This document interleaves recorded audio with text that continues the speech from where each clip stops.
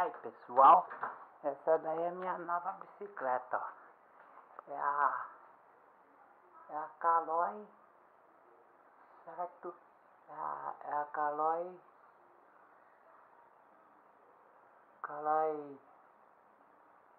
Couture. É a Couture Tour, entendeu? É a Caloi Couture, certo? Olha aí, ó. Suspensãozinha dela é aqui. Isso não é fibra de carbono, é de alumínio, certo? A bicicleta é de alumínio, uma ótima bike. Esse banco eu teve que trocar porque o banco da Caloi não presta. O pneu é bom, Continental. Esse computador fui eu que coloquei. Foi a única coisa que eu troquei, que eu coloquei. Essa aqui eu ganhei e eu comprei ela na SCAT.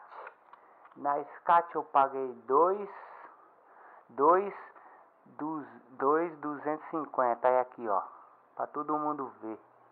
E o Nelson, na Zona Leste, queria me cobrar, sabe quanto? Com as mesmas peças, 3.500. Aí, ó. Ó. Depois o cara fala que é amigo da gente, né?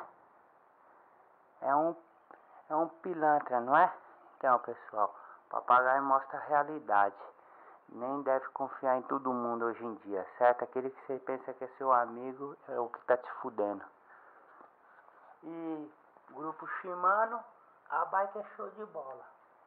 É isso aí. Falou, pessoal? É nóis. Até o próximo vídeo. Papagaio começando com bike nova e a nova filmadora, certo? Filmadora muito louca. Depois nós falamos mais detalhes. É nóis.